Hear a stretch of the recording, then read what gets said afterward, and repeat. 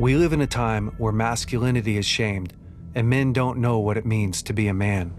As a pastor and counselor, I've spent the better part of my life equipping and training others. My goal with this show is to translate my hard-earned experience into tools and tactics to help you become stronger as a man. This is the BraveCo podcast. I'm your host, Jason Bellet.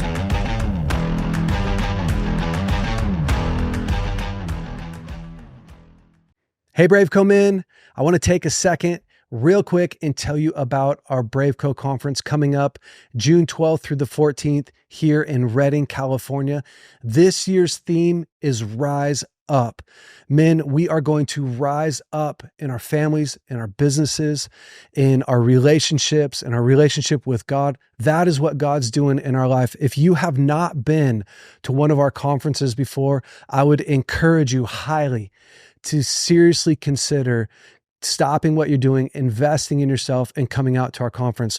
We don't do it the normal way that conference is done. A lot of guys are like, man, I don't want to sit and listen to a boring conference. You're not going to. Our conferences are super dynamic. In fact, we put each man into a group of 50 men. You have a leader, you have co-leaders that you're running with, you have team colors, team competitions, team pride going on. There's things to win and people to compete against as well.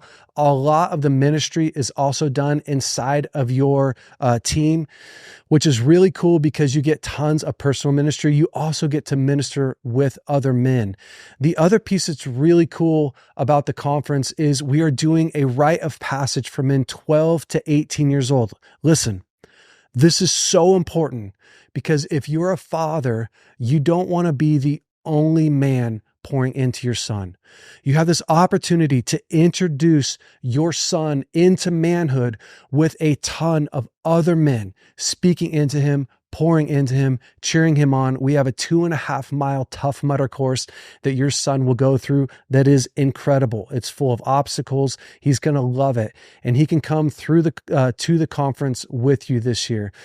And then we have all kinds of other activations, incredible speakers. The other thing that I'm really excited about this year is every man is going to get a battle plan for his life. What is that? Well, that is a plan that you're building during the conference for the 5 main areas in your life: your finances, your relationships, your relationship with God, your physical health, and your personal self. So you're looking at the different areas of your life and you're going, I want to ensure that when I leave the conference, I have a plan for my life. Our conferences are not mountaintop experiences. It is a catalyst into building a stronger, more powerful, more competent life. You will also have the ability to jump into discipleship at the end of the conference. Again, we're not just throwing on good conferences for guys to feel good. We're actually helping men build stronger lives. So if you want to jump into discipleship and run with the men in your group afterwards, you'll have the opportunity to do that, especially if the other guys want to jump in too. So I want to invite you. Again, that's June 12th through the 14th. I hope to see you there. All right, BraveCo men, welcome back to the BraveCo podcast. This week, I have my really good friend, Banning Liebscher, on here. And Banning's really famous, but if you don't know him, Banning is the founder and leader of Jesus Culture. He abandoned Redding, I don't know, like 11 years ago. Yeah, 11 years ago, and went to Sacramento and started a church, Jesus Culture Sacramento, down there. They have a record label and but most importantly, Banning is an incredible man. He's an incredible husband and father, and just a guy that I've respected for a really, really long time. And so I'm excited, Banning, to have you on here. Thanks so much. To be with you, Jason. Obviously, you know how much I love you and all that you're doing, and can't think of a better thing to do than talk to men. I'm chuckling when you say famous, because in our little Christian circles, we totally think we're well known. Somebody said one time they were introducing me, and they're like, Jesus Culture, they're filling stadiums around the world, which isn't even close to true, right? And so I said, more accurately, we're filling mid-sized theaters. So that's like, Bro, that's amazing. hey, we want to welcome Banning. They're filling mid-sized theaters in different parts of America. You know what I'm saying? It just doesn't quite sound as dramatic, but more it's accurate. pretty sexy. But more accurate.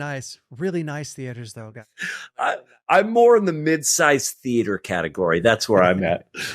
Oh, dude. Well, it's great to have you on here.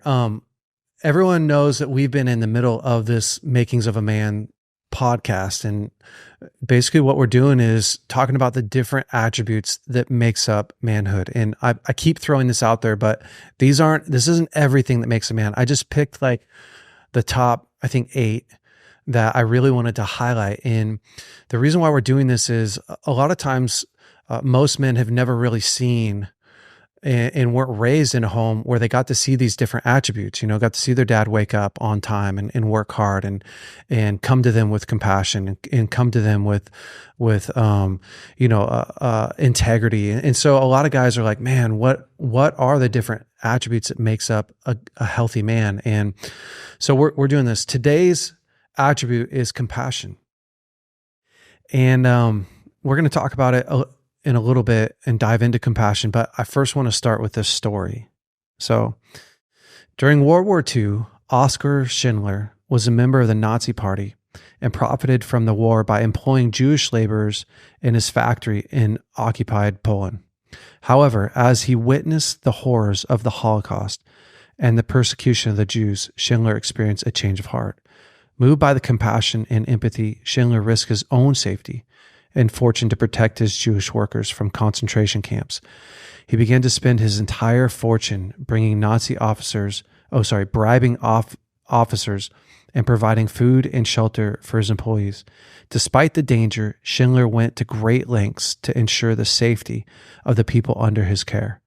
Schindler's efforts to save Jews escalated when he established a new factory in Czechoslovakia and managed to convince Nazi officials that the factory was vital to the war effort. He then transferred his Jewish workers to the new location, effectively shielding them from the horrors of the concentration camps. Throughout the war, Schindler showed immense courage and compassion, risking his own life to save others. His actions were instrumental in saving the lives of over 1,200 Jews, and who became known as Schindler's List.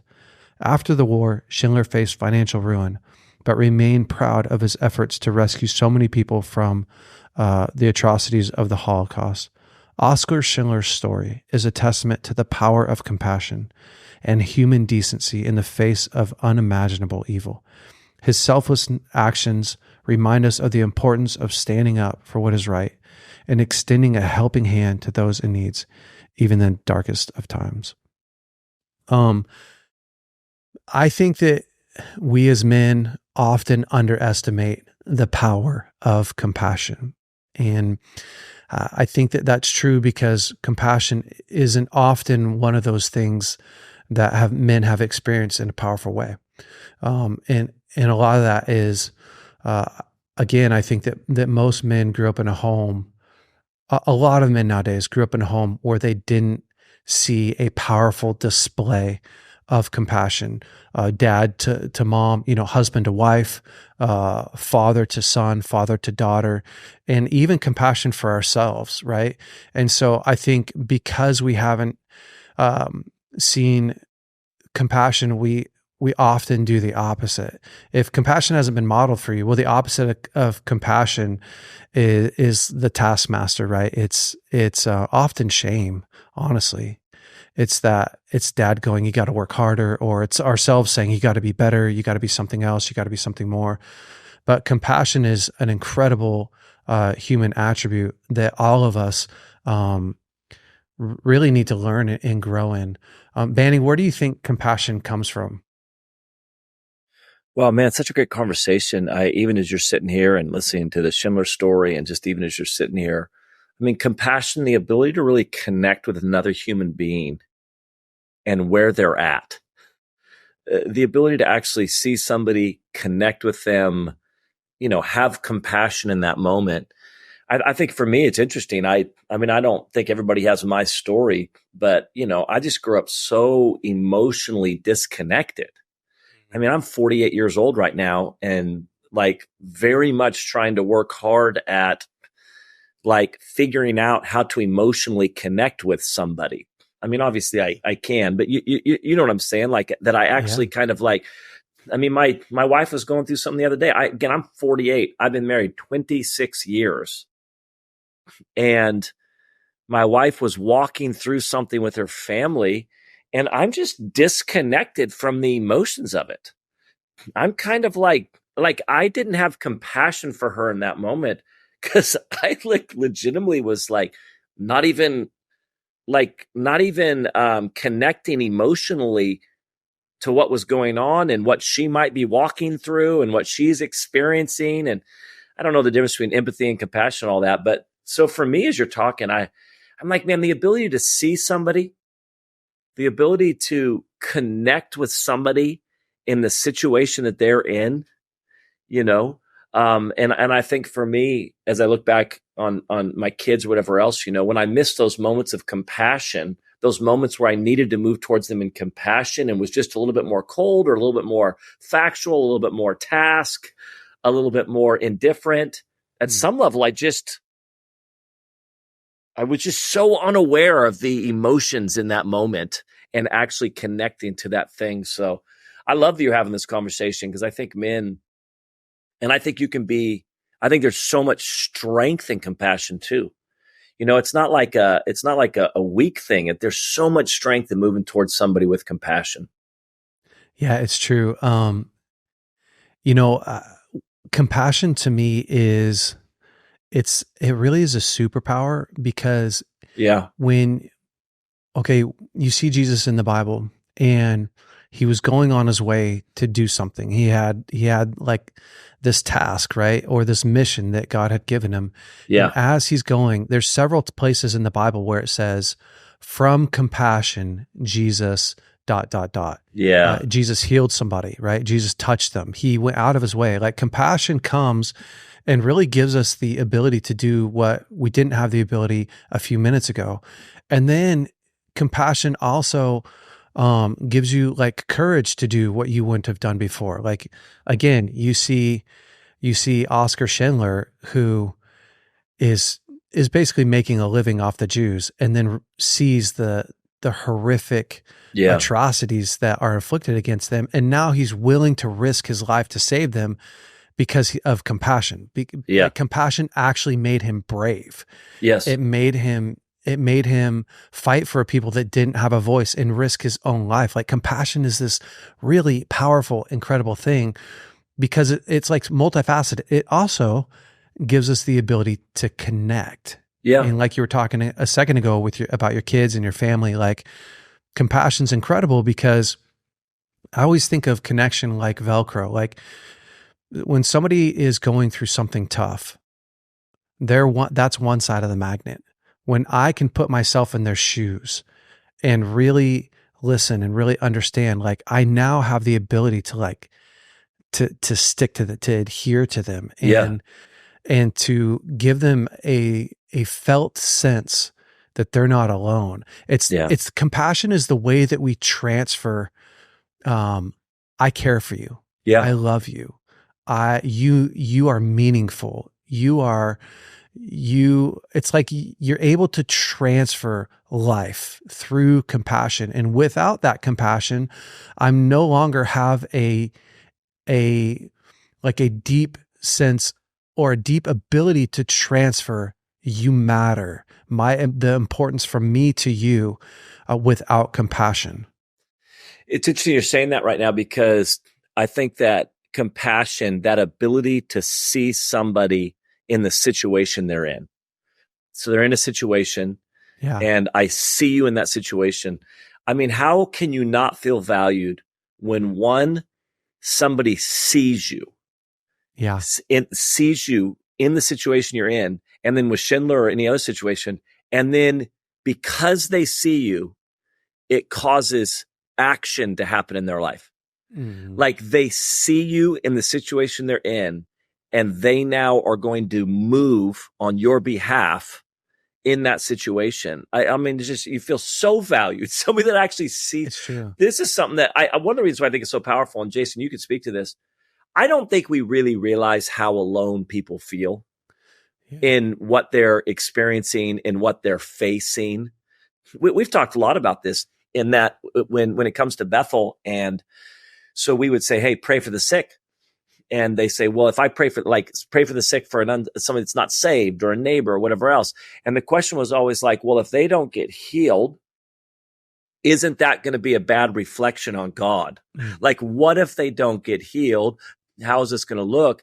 And I said, in all of my time with hearing the stories of people that got prayed for and didn't get healed, one of the really consistent things I would hear is how grateful people were that somebody just took a moment to actually see them, acknowledge what they're actually walking through and carrying, and actually care enough to take a moment to pray for them. So even when they didn't get healed, I was like, listen, even when they don't get healed, it's amazing, because let's say somebody's got back problems. They've had it for 10 years. You feel very alone in that. Yeah. Nobody else is like, you're the one that's encountering it all day long. You're the one that's having to go to bed and can't sleep. You're the one that's sitting in your chair right? You're the one that's doing that. Nobody else is connected to that.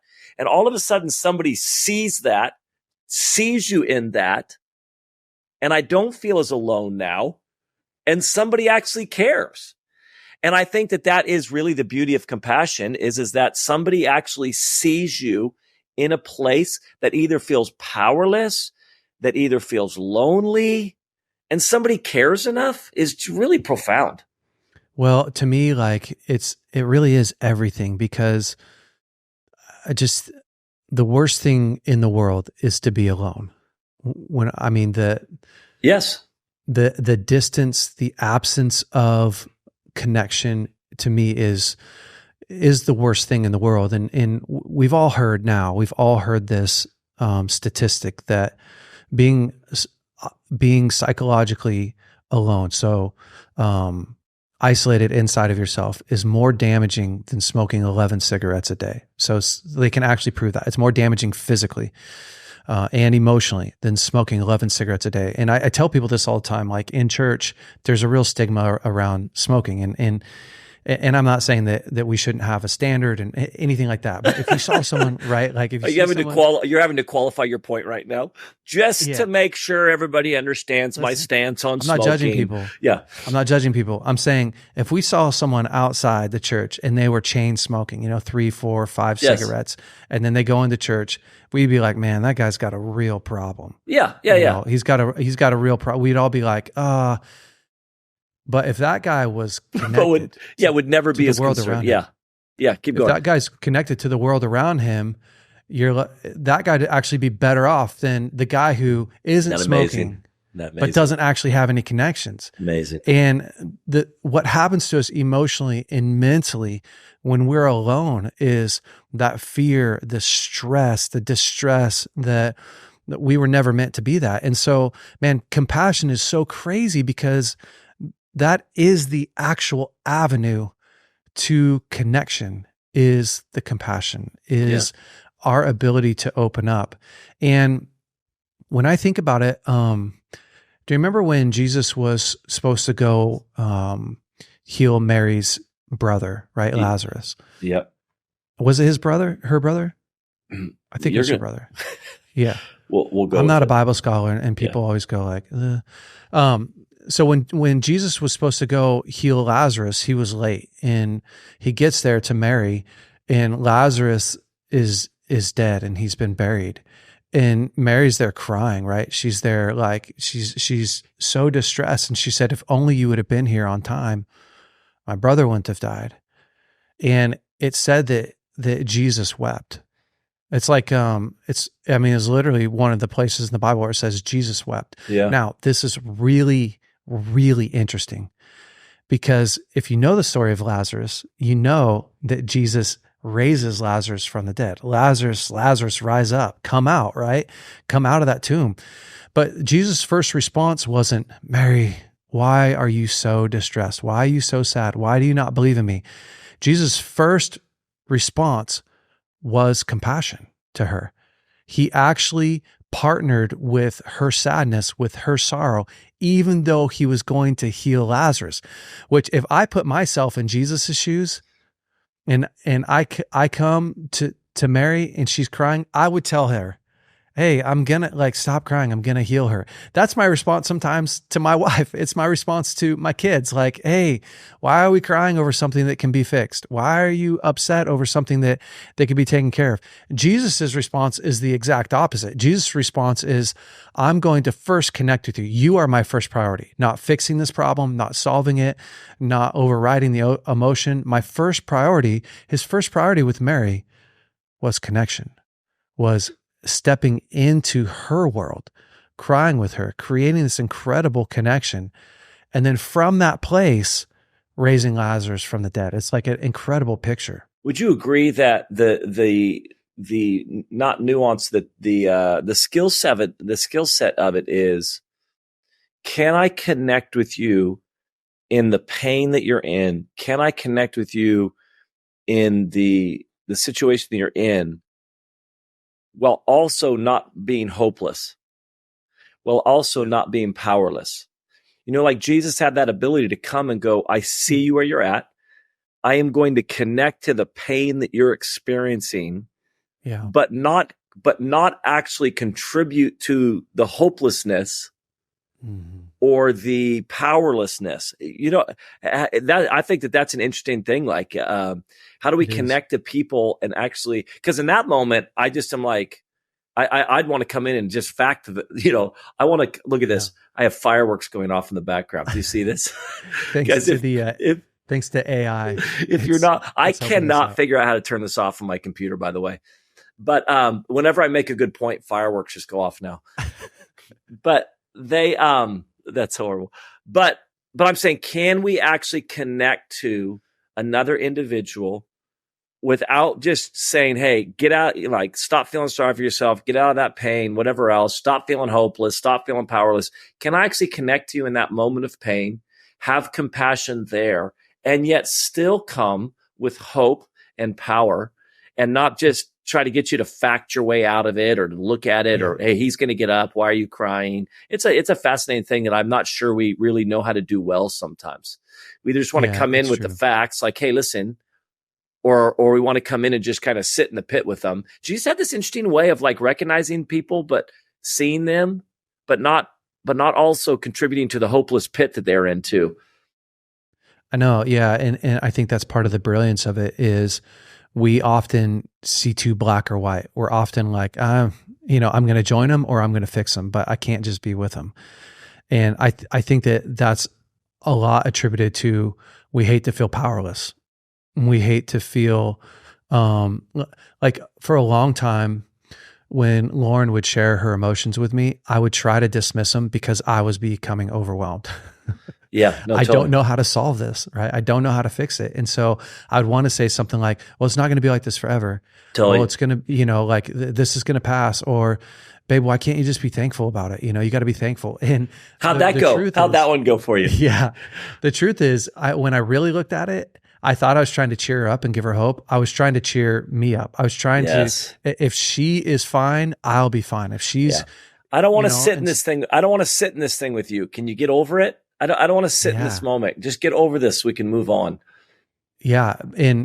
But like as a man, one of our major roles is to bring peace to chaos, right? Is to bring our strength. And without compassion, we get in there like this guy who's just a taskmaster, who's like our high school basketball coach, who's like, do more, be more, practice more, achieve more, try harder, work harder. And at the end of the day, I mean, again, you see a lot of men who are just enslaving themselves to success, trying to feel what you can only feel through compassion, trying to feel like I'm enough, trying to feel love, trying to feel cared for. I'm performing for love instead of from a place of love, from a place of real compassion.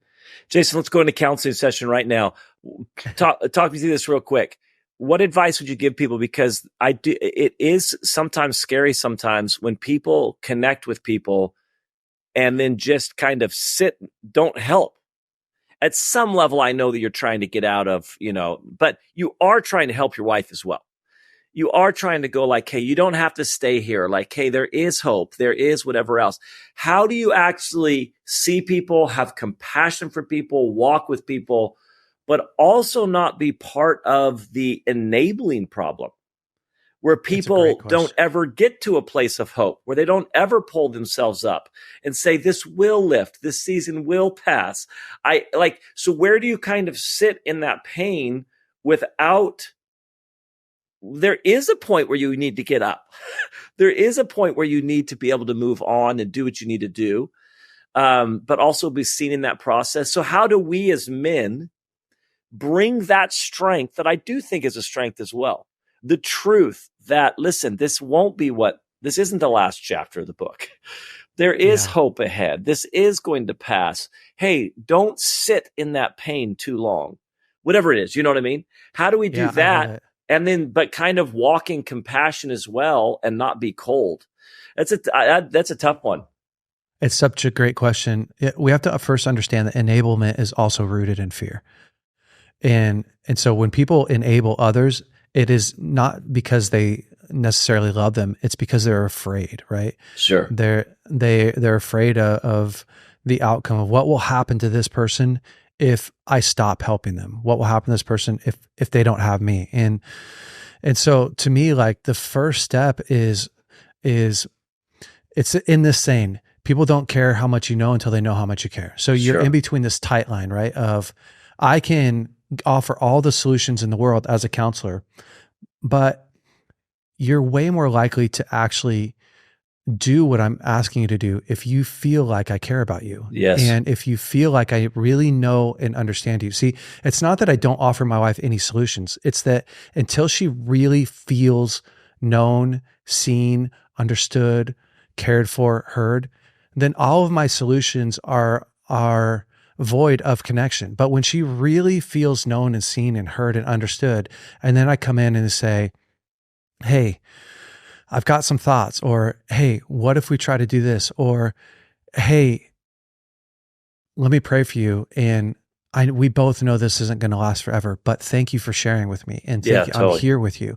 And so I think the problem with my response before is it lacked her being known. It lacked her being cared for. It lacked me actually sitting with her like Jesus did, crying with Mary, loving on her, and then going and offering a solution. Like Mary had no doubt that Jesus knew what she was feeling, and no doubt that he really cared for her. And so to me, like, the beauty of compassion is it prioritizes the connection over a result, but it still gets a result.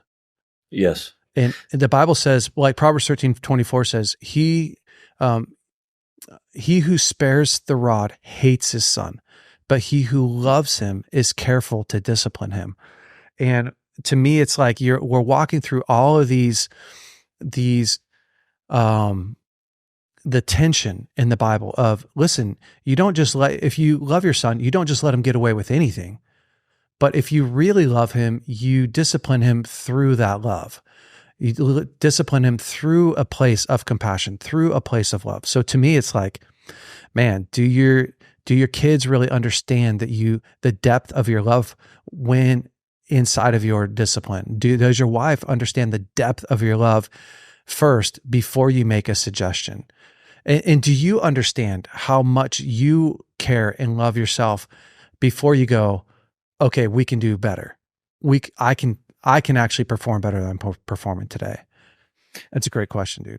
And I think, men, anybody who's listening right now, if you're in my office 101, if I could just grab you and say this, what Jason's describing is a lot of work and it does not happen quickly. It takes time.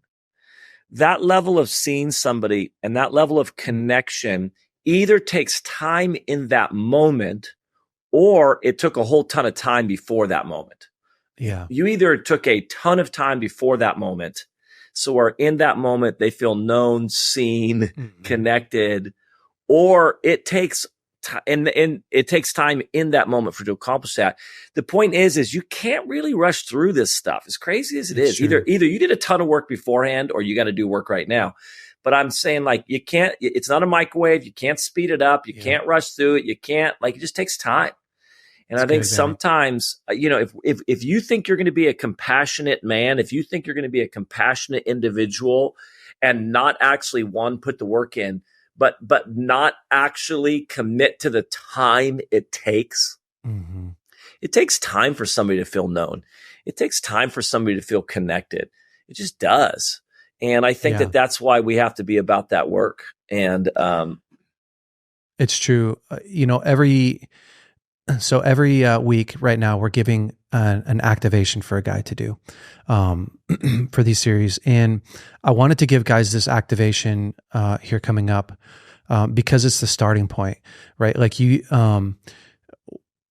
can't give away anything that you don't actually possess. And in most of the time, what happens is, because I don't feel compassion for myself, when I reach in to grab that for my spouse, for my kids, even to use it as a place of courage, if you don't possess it, if you don't have compassion for yourself, then all you have is that one tool in the toolbox. Drive harder, work harder. This isn't going to last forever. It's the kick in the butt. That's all you have.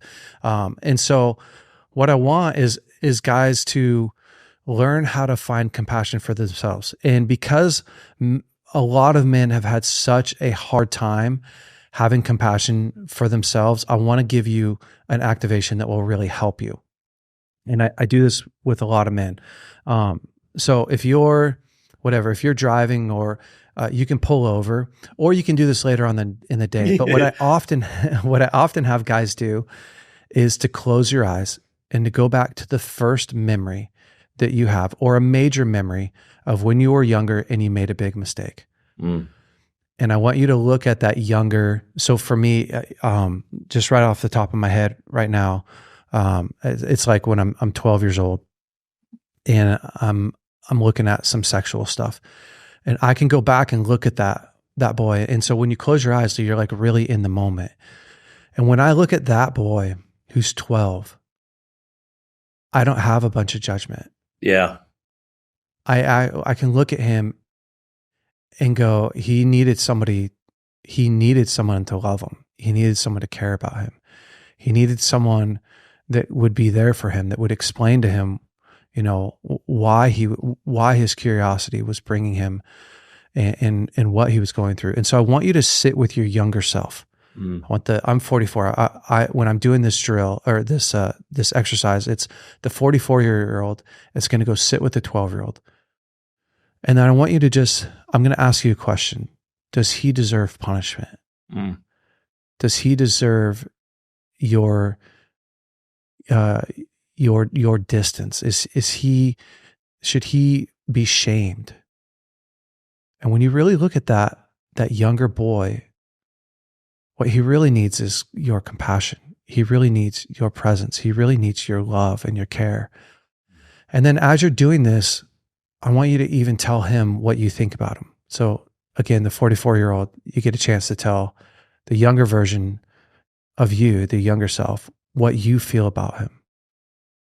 And guys, if you'll take time to do this, if you'll actually take time, you can also introduce God, or you can bring Jesus into the equation. How does Jesus feel about the 10-year-old or the 12-year-old or the 15-year-old? Because what will start to happen is you will start to really find a place of compassion for yourself. And from that place, eventually you start to go, God, how do you see me today? I feel like I just made a mistake.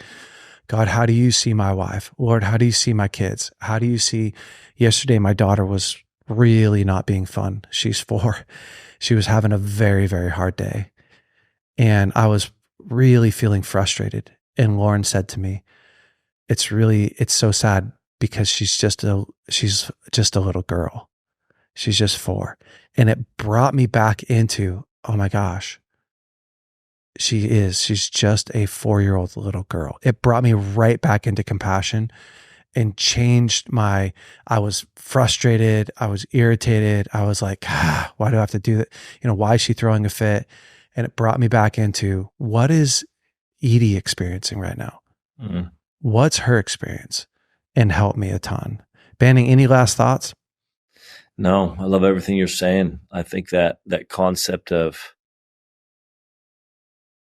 it is amazing how much harder we are on ourselves than Jesus is. So I've said that. True. I've said that a lot, where like, we're so much harder on ourselves than Jesus is. If we really sat with Jesus, he's not saying to us what we're saying to ourselves. Yeah. But even when we look back, that's a whole nother ball game. Now, honestly, I just think this: what would 70-year-old Banning sit down with 48? Like, you know, as far as like you going, the discipline of saying, hey, at 48 years old, let me go sit with my 12-year-old self and go, dude, I'd have a lot more compassion.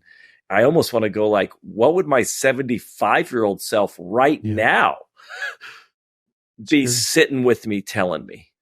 You know, and because one day I'll be 75, looking back at 48, and I'm going to have so much more compassion on myself at 75 when I look back at 48. I'm saying it's true. Yeah. Am I able to have that compassion now for myself if I kind of put myself in that spot? That's fascinating.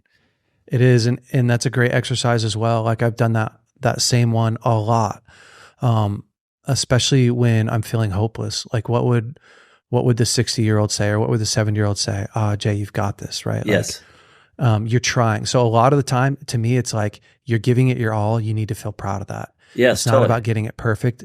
It's about being diligent. You know, like it's those type of things. But yeah, that's that thing where in fasting, when we fast, sometimes I tell people, you know, you're like, I'm gonna do a 4-day fast. You make like, you know, you make it 2 days in, and we're just so hard on ourselves. But I think the Lord goes, I love that you're even trying to fast. I know. I love that you have a heart to fast at all. You know what I'm saying? That's what he's telling us. He's not like 2 days, huh?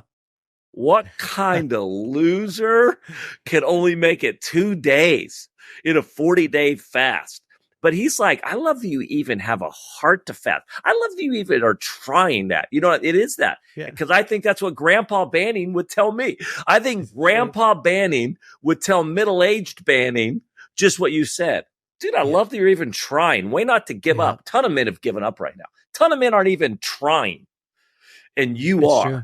You know what I'm saying? So I love that. When you switch your water fast to a Daniel fast, and then from a Daniel fast to a TV fast, to a social media fast. Yeah. I've done it many times. Yeah, that's bro, we all have. Yeah, we all have. Yeah, I'm gonna fast. Or you start fasting something that you already don't consume, or you fast something that's already bad for you. Like I'm gonna fast. I'm gonna fast sweets. You should probably lay off the sweets anyways. So I'm not sure how much of a sacrifice that is. Yes, we do it though. You're incredible. One thing that we have coming up this year that I'm really excited about is our conference, our Bethel Men's Conference, our BraveCo conference. And this year, so last year, our conference was incredible. We did stuff last year that we'd never done before. Like every man that comes is broken up into a group of 50 men. And so you have team colors, we do team challenges. So you actually battle the other guys. You got team chants, it's incredible. Most of the ministry time is done inside of your group because you have leaders and co-leaders. It's a way that guys don't hide, but it's also a way to activate every man. Yeah. The team challenges are awesome because you bond with a guy a certain way when you're fighting for each other on the same team, right? When a guy throws you a pass and you catch it, when you tackle another guy, there's just something that happens when you do team challenges and competitions. But this year, a couple of new things that are really cool this year is the first one, we're building a battle plan. So if you guys know, every event that we do is not a mountaintop experience in the sense that you just come and have this mountaintop experience and go home. Everything we do has discipleship attached to it. And so this year we've built out a battle plan surrounding the 5 main areas of a man's life so that when you're coming to the conference, You're actually working through these practical things in your life that you need to grow. So what's your plan for your marriage? What's your plan for your business? What's your plan for your own physical and emotional and spiritual health? And each of the speakers are going to deliver a piece of the battle plan. And so that when you leave, you'll have this battle plan that you're already starting to work on. And then the second thing that's really cool is we're doing a rite of passage for young men 12 to 18 years old.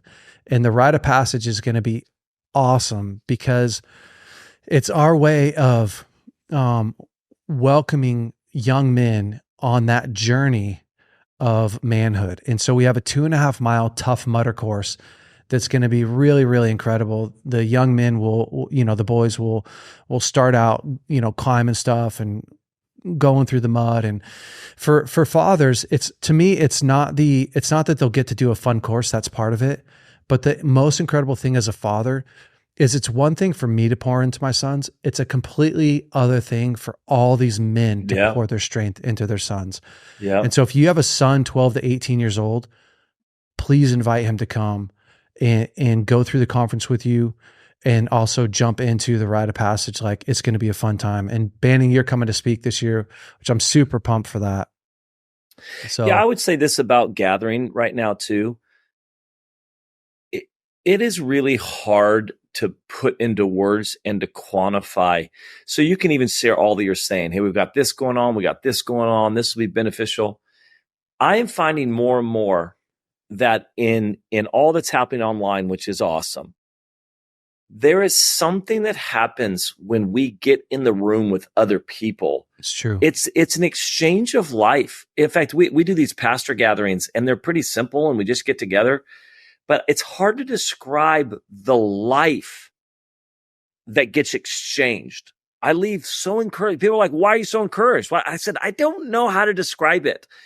But when I got in the room with this group of people, it just the exchange of life that's going back and forth is so much more impactful, so much more dynamic than just listening to a podcast, as great as that is. So why do we do conferences? Why do we do events? At some level, you cannot replace the life that is exchanged when people rub shoulders and get in the same room and are going after God together. There's something about it. So I would absolutely encourage you to show up to this stuff. Yeah, last year was awesome. The last day I remember walking through the hall, and it was so crazy because every guy that I walked past, I knew he had an encounter from God. He'd had a prophetic word from another man. He had had a really powerful bonding experience with the men in his group. Like, it was really incredible. And there's something that happens when you are a part of a tribe, and a part of a group. And lastly, the cool thing that happens at a conference is you'll get a chance to run with those men afterwards. So if you want to jump into discipleship, you have an opportunity to jump into discipleship after the conference and continue that growth. So guys, if you're interested, you can go to braveco.org, go to our events page, and you can sign up for that. But Banning, thank you so much, man, for coming on here. I appreciate you so much, dude.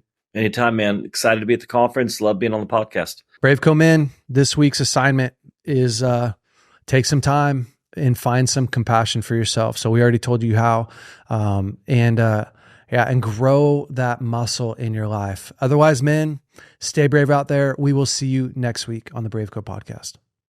Hey, BraveCo men, hopefully you loved this week's episode. Listen, if you have not subscribed to our podcast, you are already behind. Go ahead and click right here to subscribe to our podcast. And if you have not watched last week's episode, you can click right here and watch last week's episode. And listen, if you want to upgrade your wardrobe, you can check out some of our new hats that we have in stock and all our other swag. Go to braveco.org and you can look at our store there. Have a great week. We'll see you next week.